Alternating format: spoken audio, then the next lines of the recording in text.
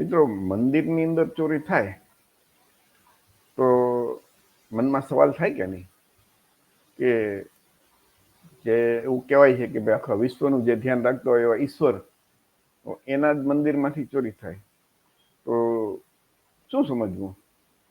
હમણાં જે એક 31 જુલાઈ 2024, એટલે થોડાક દિવસ પહેલાના એક સમાચાર છે કે ગોવર્ધન ધામ જે મુકુટ મુખારબિંદુનું મંદિર છે, એમાં એના પૂજારી જે પૂજારી સેવા અંદર કરતા હોય ને, એને 1.9 કરોડ, વિચાર કરજો, 1,09,00,000 રૂપિયાની જે દાનની રાશિ આવી ને એ લઈને ફરાર થઈ ગયો છે.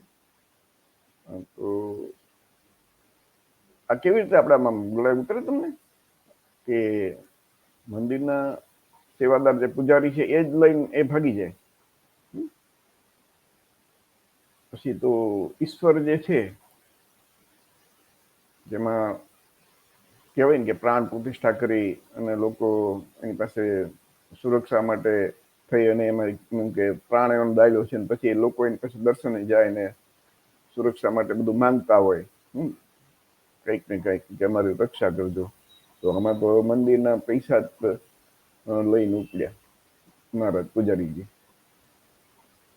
તો એનો આ જે કાર્યક્રમ આપણે કરીએ છીએ ને, એનો હેતુ કોઈની એમ કે ધાર્મિક લાગણી ઘણાની ઘડીક વારમાં દુભાઈ જાય એવું એના માટે નથી, પરંતુ આ એના માટે આ લીગલ ડિસ્ક્લેમર છે કે ભાઈ આપણું જે બંધારણ છે ને, એની કલમ 51 મુજબ દરેક વ્યક્તિએ વૈજ્ઞાનિક અભિગમ અપનાવવો એની ફરજ છે, આપણી ફરજ છે દરેક વ્યક્તિની.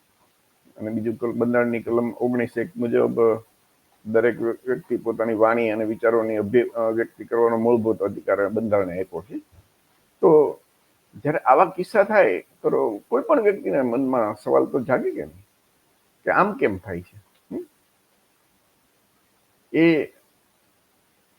પછી એમ કહેતા હતા કે અમે બેંકમાં ભરવા માટેથી નીકળ્યા, પછી એનું નામ હતું જે દિનેશચંદ્ર, તો એ જમા તો કરાવ્યા જ નહીં, પછી ફરાર થઈ ગયા. તો પછી જેના ટ્રસ્ટી ગણો છે એ લોકોએ શું કર્યું, ભાઈ પોલીસ પાસે ગયા. વિચાર કરજો, ખરેખર તો ઈશ્વરને ફરિયાદ કરવી જોઈએ ને, તો એને બદલે ગયા ક્યાં? પોલીસ પાસે. એટલે ત્યાં શું કામ આવ્યું? આપણું બંધારણ. માણસને ન્યાય ન મળે તો ક્યાં જાય? પોલીસ પાસે, કોર્ટમાં જાય. તો આમાં પણ એવું થયું કે ઈશ્વરના મંદિરમાં કોઈ ન ગયું અને ગયા એ લોકો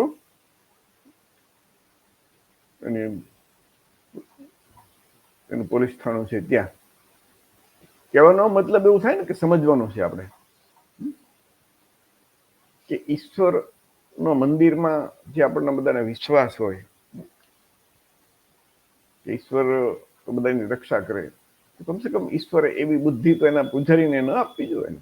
એની બુદ્ધિ આવી ભ્રષ્ટ તો ન થાય એના માટે થઈને તો એ જો એટલું નથી થઈ શકતું, તો સામાન્ય વ્યક્તિને એવો સવાલ થાય ને કે ઈશ્વરની જે ત્યાં કહેવાતા ઈશ્વરની મૂર્તિ, જે પથ્થરની મૂર્તિ હોય કે આરસપાણની હોય કે સોના ચાંદીની મૂર્તિ હોય, એ મૂર્તિ તો નિર્જીવ છે, એ કઈ જોતી નથી કોણ ચોરી કરે, કોણ સારું કરે, કોણ ખરાબ કરે.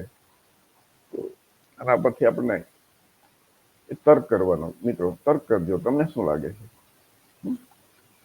આપણે કઈ હદ સુધી ધર્મના નામે, એક તો આમાં જે મંદિરમાં દાન દક્ષિણા આપે એ કોણ આપે? આપણા બધા લોકો તો આપે ને. તો એમ થાય ને ઘણી વખત કે આ જે દાન ને દક્ષિણા ને જે આપણે રૂપિયા આપીએ છીએ એ કોઈ ઈશ્વર પાસે નથી પહોંચતા. એ કોની પાસે પહોંચે છે? બધા પૂજારીઓ પાસે કે એના ટ્રસ્ટીઓ કે જે વહીવટ કરતા એની પાસે પહોંચે. ઈશ્વરને કઈ જરૂર છે નહીં. અને તમે જુઓ, જેવી ચોરી થઈ કે તો તરત ફરિયાદ થઈ, તો કોઈ ઈશ્વર પાસે ન ગયા ફરિયાદ કરવા, અને ગયા ક્યાં? Police station. જે એક શંકરાચાર્ય જે છે એમને કીધું કે કેદારનાથ મંદિરમાંથી 228 કિલો સોનું ગુમ થયું. વિચાર કરજો. હવે આ બધું આપણે ધર્મના નામે આ બધું આપણા લોકો દાન દક્ષિણા આપતા હોય, હોને ચડાવતા હોય, પછી તો આમાં કોના ઉપર વિશ્વાસ થઈ શકે? પુરીના મંદિરમાં રત્ન ભંડારમાં નકલી ચાવી વડે ચોરી, વિચાર કરજો. તેને ખૂબ મોટું મંદિર ગણાય.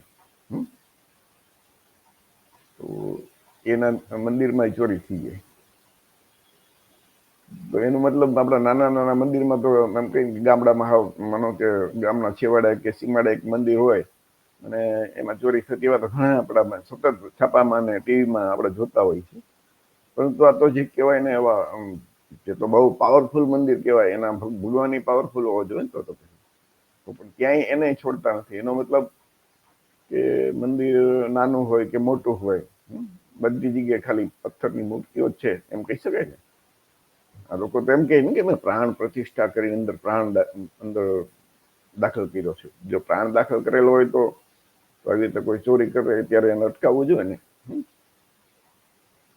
જે આમાં ખુદ પોતાના મંદિરની ચોરી નથી અટકાવી શકતા, જે ઈશ્વર કે કહેવાતા ભગવાન ની મૂર્તિ, તો એ મારીને તમારી રક્ષા કેવી રીતે કરી શકશે? ગોંડલનું છે ને કે 350 વર્ષ જૂના પ્રાચીન મંદિરમાં ચોરી બાદ દોડતી કોણ થઈ કે પોલીસ. વિચાર કરજો. અંતે જાય પોલીસ ઉપર આવે બધું કે એ ચોરને પકડે, ફરિયાદ થાય. ત્યારે મંદિરની આસ્થા અને શ્રદ્ધા અને વિશ્વાસ ને એનું જે શક્તિ ને તાકાત ને બધું ગુમ. આમ કેમ?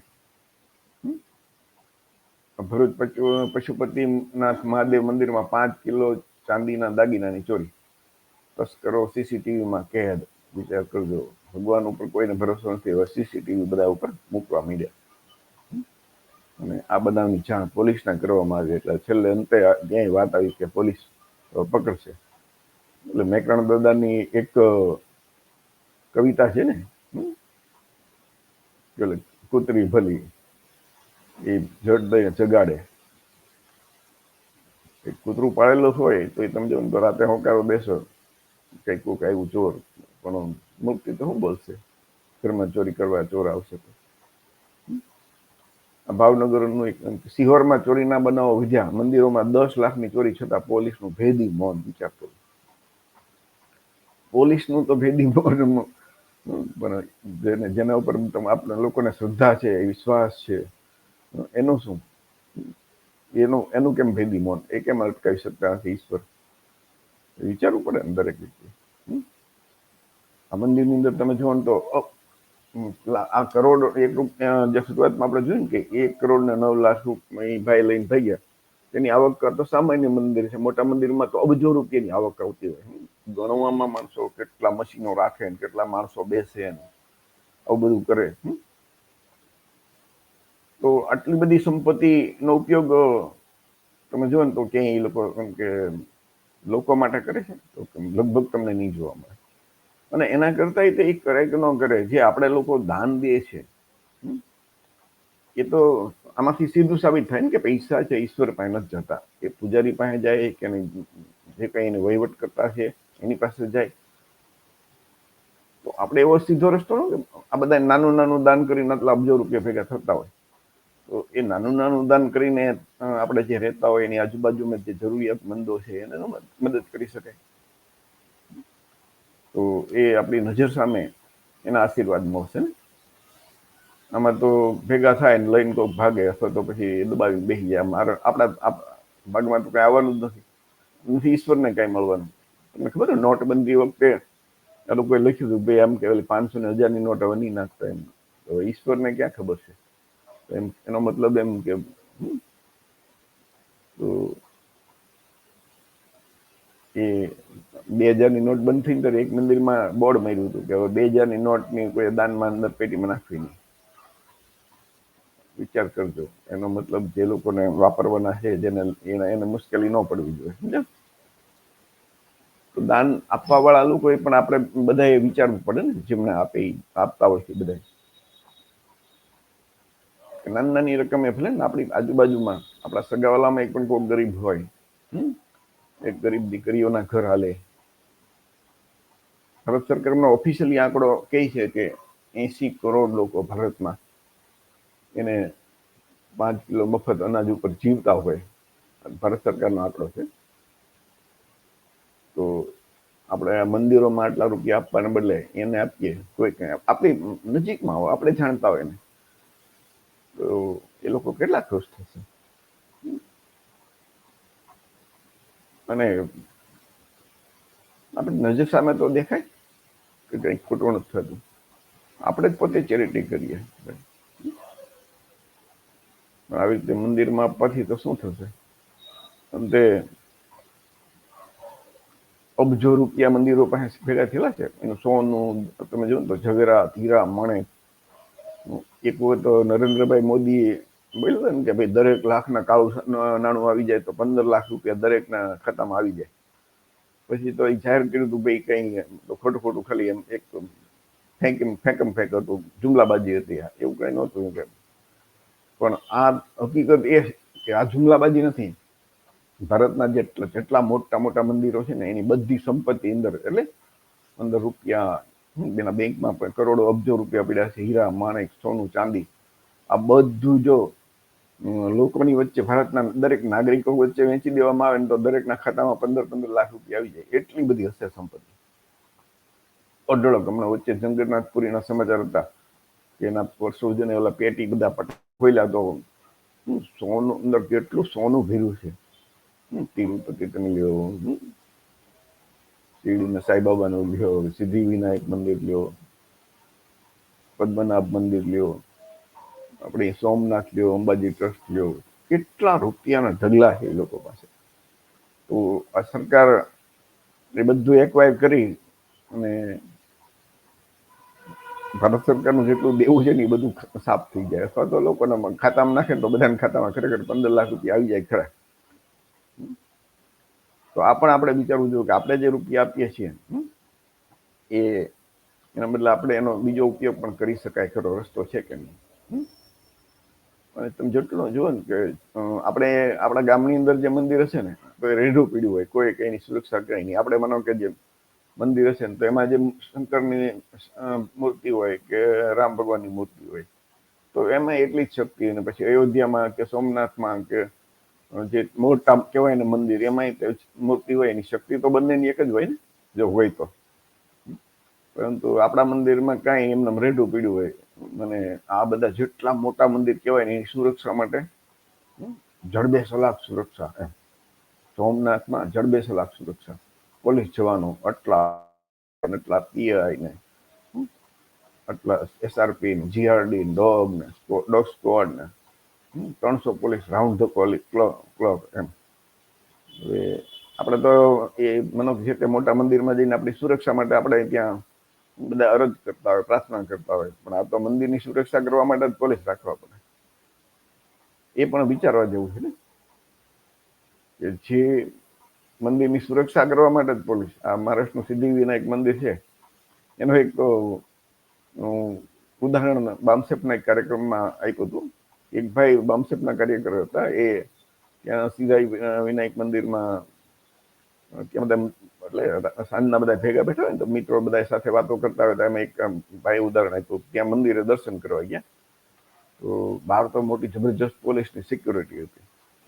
એટલે એ ભાઈ છે પછી અંદર દર્શન ન કરવા ગયા, પણ એક બહાર જે સિક્યુરિટીના પોલીસ અધિકારી હતા ને એના પગમાં પડી ગયા. અને તો પોલીસ અધિકારીને આશ્ચર્ય થયું કે આમ કેમ. તો પોલીસ અધિકારી પૂછ્યું ભાઈ આમ કેમ કરો છો. તો એ ભાઈ જવાબ આપ્યો કે ભાઈ જે દુનિયાના વિશ્વના જે વિઘ્નહર્તા છે વિનાયક ગણપતિ, એ દુનિયા આખાના સંકટનું મોચન કરે, એ સંકટને ટાળે છે. પરંતુ તમે તો કે એ સિદ્ધિ વિનાયક એ ગણેશજીનું એ મંદિર છે એને પણ તમે તો એની સુરક્ષા કરો છો, તો તમે કેટલા શક્તિશાળી કહેવાય. કે દુનિયાની રક્ષા કરે છે એની રક્ષા તો તમે કરો છો, એટલે કે તમે વધારે શક્તિશાળી તો તમે કહેવાય. એટલે કે તમને એટલે હું પગે લાગુ છું. કઈ સચ્ચી હોય કે કદાચ જે વાત હોય, પણ એનામાંથી આપણને તર્ક કરવા મળે છે, શીખવા મળે છે. અને તમે જુઓ તો મંદિરની અંદર કેટલા એવા પ્રસંગો બનતા હોય ને કે મંદિરના ભગદોડ થાય અને લોકોની મોત થઈ જાય. એવા એકની ભગતની અંદર તો પુષ્કળ, અત્યાર સુધી હજારો એવા કિસ્સા બન્યા હશે. તો લાચાર લોકો પછી થઈ જાય હાવ છેલ્લે. મંદિરમાં ભગદડ થાય ક્યાંક. હમણાં જે યુપીનું હતું ને, પેલા ભોલે બાબા કરીને ધર્મના નામે ધંધો કરતા બાબા છે. પેલા તો ડ્રાઈવર એટલે નોકરી કરતા હતા પોલીસમાં, પણ પછી એમ લાગ્યું કે આ ધંધો સારો છે વધારે, એટલે એમાં તો અત્યારે એનું જામી ગયું સારું. હવે એમાં એને જે એની ગાડી નીકળે પછી ચરણ રદ લેવા માટે દોડાદોડીમાં 125 થી વધારે લોકોની મોત થઈ ગયા હતા, કેટલાય લોકો ઘાયલ થઈ ગયા. એમાં સૌથી વધારે મર્યાની બહેનો, અને એ પણ મોટા ભાગના એસસી અને ઓબીસી ના બહેનો. એસટી ત્યાં લગભગ વિસ્તારમાં છે નહીં એની વસ્તી, નહીં કરીએ હોય એ બહેનો અને બાળકો સૌથી વધારે મરવા માંડતા. તો આ ઈશ્વરના નામે ધર્મના નામે શું શું થઈ શકે એ તમે વિચાર કરવાનો છે. અને અંતે એ જયારે ફરિયાદ થઈ ને એમાં બાબાનું તો નામ જ નથી વિચાર કરતો. આ દરેક વ્યક્તિ વિચારવા જેવું છે. આપણું જે બંધારણ છે ને એમાં કલમ 51H મુજબ દરેક વ્યક્તિએ વૈજ્ઞાનિક અભિગમ અપનાવવો એની ફરજ છે, આપણી નૈતિક ફરજ. આપણી જે ફરજ હોય છે ને, કલમ 51માં જે દરેક નાગરિકની ફરજ શું છે એ લખ્યું છે. જેમ આપણે હક માટે લડતા હોય એમ ફરજ માટે પણ આપણે તત્પર રહેવું જોઈએ કે આ મારી ફરજ છે. અને એમાં કદાચ કોઈ ધોકો લઈને ફરજ પ્રાણ નહીં, પણ આપણે દિલથી એ ફરજ નિભાવવી જોઈએ. એ દરેક નાગરિકની ફરજ છે. જેમાં આપણે વાણી સ્વતંત્રતાનો હક છે, સમાનતાનો હક છે, મિલકત ધારણ કરવાનો હક છે, અન્યાય સામે રક્ષણ માંગવાનો હક છે. તો એની સામે જે ફરજ ડોક્ટર બાબા સાહેબ આંબેડકરે બંધારણમાં લખી છે ને કલમ 51માં, એ બધી ફરજ તમે વાંચો, એમાં પર્યાવરણથી માંડીને ઘણું બધું છે. એમાં એક કલમ એ છે, એનો જે પેટા કલમ, કે દરેક વ્યક્તિમાં વૈજ્ઞાનિક અભિગમનો વિકાસ કરવો. એટલે એનો વૈજ્ઞાનિક અભિગમ આપણે આચરણ કરવાનું. કે આપણામાં અંધશ્રદ્ધા, પાખંડ, કુરિવાજો, આ બધું એનો ત્યાગ કરવો પડે. હવે જ્યાં સુધી ભણતા બંધારણ નહોતું ત્યાં સુધી ધર્મના નામે ધંધોના નામે બધું હાલતું હતું, પણ હવે તો આપણું બંધારણ લાગુ છે. આપણું બંધારણની કલમ 51H મુજબ આપણી ફરજ છે, એટલે કે દરેક વ્યક્તિની ફરજ છે. અને એ સમાજમાંથી અંધશ્રદ્ધા અને આવું દૂર કરવું જોઈએ. એટલે હમણાં જે એક ભાઈ છે ને, એ સુપ્રીમ કોર્ટમાં એને રીટ દાખલ કરી હતી કે વૈજ્ઞાનિક અભિગમનો વિકાસ થાય એના માટે કાયદા તો બન્યા નથી, તો એમ કે સુપ્રીમ કોર્ટ એના માટે કંઈક આદેશ આપે, એટલે જે જાદુ ટોણા અને અંધવિશ્વાસ એ દૂર થાય. એટલે જનહિત માટે કે યાચિકા દાખલ કરી, જે રીટ આપણે કહેવાય ને. તો સુપ્રીમ કોર્ટે એ હમણાં 4-5 દિવસ પહેલાની જ વાત છે કે એમાં સુપ્રીમ કોર્ટે ના પાડી કે એ અમારું કામ નથી. એમને સુપ્રીમ કોર્ટે એમ કીધું ભાઈ આ જે કામ છે ને, અંધશ્રદ્ધા અને અંધવિશ્વાસ વિરુદ્ધનું કાયદા બનાવવાનું, એ રાજ્ય સરકારનું અને કેન્દ્ર સરકારનું કામ છે. અને એ શિક્ષા દ્વારા, એમ કે શિક્ષણ દ્વારા શક્ય બને છે. તો એ વિચાર કરજો, એ સુપ્રીમ કોર્ટ છે એ ઘણી બાબતમાં તો કદાચ એ બંધારણનું કામ છે એ પણ એ હાથમાં લઈ લેતા હોય છે, પરંતુ આમાં એ ના પાડે છે કે ભાઈ એમ ન કરાય. ખરેખર આપણી જે ફરજિયાત છે, આપણી જે આપણી ફરજો છે એને મરજિયાત છે એટલે કોઈ પાલન નથી કરતું, પણ ફરજિયાત કરી નાખે તો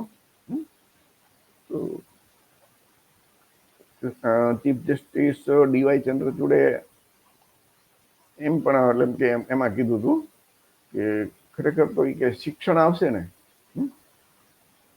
તો ये अंशदा एना मेरे दूर थशे. जितना अधिक आप शिक्षित होते हैं उतना ही अधिक कम से कम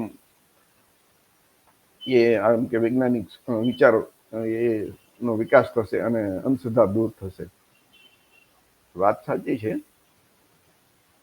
તમે જુઓ ને તો એ કે ભાઈ શિક્ષણ લે પણ એ ખાલી એકેડેમિક ડિગ્રી લે અને તર્કસંગત તર્ક ન બને, તાર્કિક ન બને વ્યક્તિ, તો તમે જુઓ ને તો આજે ભણેલા ગણેલા તે જે આપણે જે ઈસરોના વૈજ્ઞાનિક, ડીઆરડીઓના વૈજ્ઞાનિક, આ બધા વૈજ્ઞાનિકો અંધશ્રદ્ધા બોલે, જો નાળિયેર ફોડે, પેલું રોકેટ ઉપર ચડાવતા પહેલા નાળિયેર ફોડે. અને હમણાં તો એક વિજ્ઞાનની આખી એક સંસ્થા છે વૈજ્ઞાનિકોની, એ સંસ્થામાંથી લોકો કાવડ યાત્રા લઈને નીકળ્યા હતા, વિચાર કરજો. એટલે એનો મતલબ ઘણી વખત એવું થાય. અને આપણા સમાજમાં જ તમે આપણા કોળી, ઓબીસી, એસસી એસટી સમાજમાં તમે જોજો, ભણેલા ગણેલામાં એટલી જ અંધશ્રદ્ધા છે. ધર્મ અને ઈશ્વરના નામે જે બ્રાહ્મણ પંડિતોએ શાસ્ત્રોમાં, એ શાસ્ત્રો બધા બ્રાહ્મણોએ જ લખેલા છે, એમાં એવું લખી નાખ્યું એટલે આપણા લોકો એમ સમજી ગયા કે ઈશ્વરે લખ્યું છે. ઈશ્વરે ક્યાંય લખ્યું જ નથી, બધું બ્રાહ્મણોએ લખ્યું છે, બ્રાહ્મણ પંડિતોએ. અને એમાં ફક્ત દરેક શાસ્ત્રોમાં તમે જુઓ ને તો ફક્ત બ્રાહ્મણને ફાયદો થાય એવું વાત લખી છે, દાન દક્ષિણાથી માંડી દરેક જગ્યાએ. અને આવી એ લોકો નવા નવા તહેવારને નવી નવી ઈશ્વરના ધર્મના નામે તમે યુટ્યુબમાં વિડીયો જો ને કે ભાઈ આ તો શાસ્ત્રોમાં લખ્યું છે. એમ ઓલા બ્રાહ્મણ મહારાજ જે કથાકાર હોય ને કહેતા, એટલે ભાઈ શાસ્ત્રોમાં લખ્યા કોણે? તમે લખ્યા ને. એક બ્રાહ્મણ લખી નાખે પેલા, અને પછી બીજો બ્રાહ્મણ વાંચે તેમ કે શાસ્ત્રોમાં લખ્યું છે, એ તો ઈશ્વરે લખ્યું છે. ઈશ્વર, હવે ઈશ્વરે ક્યાંમાં લખવા કોઈ આવ્યા? એટલે જે સુપ્રીમ કોર્ટના ચીફ જસ્ટિસ એમ કીધું કે ભાઈ જેટલા લોકો ભણશે ને એટલું અંધશ્રદ્ધા દૂર થશે. ભણશે, ડિગ્રી લેશે, સાથે તર્કસંગત બને ને, તાર્કિક બને તો. આજે કોઈ એમ કે તમે અહીંયા પાણી રેડો ને ઉપર સ્વર્ગમાં પહોંચી જાય, તમે મને દાન આપો ને તમારા જે ગુજરી ગયેલા જે પૂર્વજો છે એને એ મળી જાય, તો એ તો ખાલી આપણે માનવાનું ને, હાથ પાડવાની ને, એનો કોઈ આધાર પુરાવા તો છે નહીં. તો એ તર્ક કરતા શીખવું જોઈએ. એમ કે ના ના, તો એનો કઈ પુરાવો આપો, એ ઉપર એને મળે છે એનો કોઈ, તો એવો પુરાવો નહીં આપે કોઈ. એટલે આપણે આ વિચારવાનું છે. આ વિડીયો બનાવવાનો જ કારણ એ છે કે આપણા સમાજમાંથી અંધશ્રદ્ધા દૂર થાય, પાખંડ દૂર થાય, કુરિવાજો દૂર થાય. ધર્મના નામે જે ધંધો કરે છે ને, એ લોકોના ધંધા આપણા કારણે હાલે છે. તમે જુઓ તો જ્યોતિષ, ચોઘડિયા, હા તે જન્મથી મરણ સુધીના કર્મકાંડ તમે લઈ લો, આ બધું ધર્મના નામે ધંધો ચાલે છે. ચોઘડિયા અને મુહૂર્ત જોયા વગર આપણા લોકો કામ ન કરે. તમે જો આમ જુઓ તો જીવનમાં સૌથી 2 અગત્યની ઘટના, એક જન્મ છે. ક્યાંય કોઈ ચોઘડિયું જોવે છે? ક્યારે જન્મ થશે કોઈને ખબર? એવી રીતે મૃત્યુ. તો આવી જીવનની સૌથી મહત્વની 2 ઘટનાઓ છે, એમાં જો કોઈ ચોઘડિયા નથી જોવાતા, તો પછી આપણે બીજા બધામાં શા માટે? બધો સમય એક સરખો છે ને. આપણને જે અનુકૂળ હોય, વેવાઈને અનુકૂળ હોય, કે બધા આપણા સમાજના લોકોને અનુકૂળ હોય, એવા સમયે પ્રસંગ રાખો. એમાં ચોઘડિયાની જરૂર નથી કોઈને, કે મુહૂર્ત જોવાની જરૂર નથી. તમે વિચાર કર્યું ક્યારેય કે ભાઈ કાળ ચોઘડિયામાં બાળક જન્મ્યું હોય તેને ઉકળામાં નાખવા જાય? તો કાળમાં જન્મ્યું છે બાળક એટલે ન રખાય. શુભ ચોઘડિયામાં જન્મ્યું હોય તો જ રાખીએ. અમસ્ત આ બધું પ્રસંગમાં જોશે કે આ ચોઘડિયા વયું જાય છે, ચોઘડિયા વગર આમ ન થાય, તેમ ન થાય.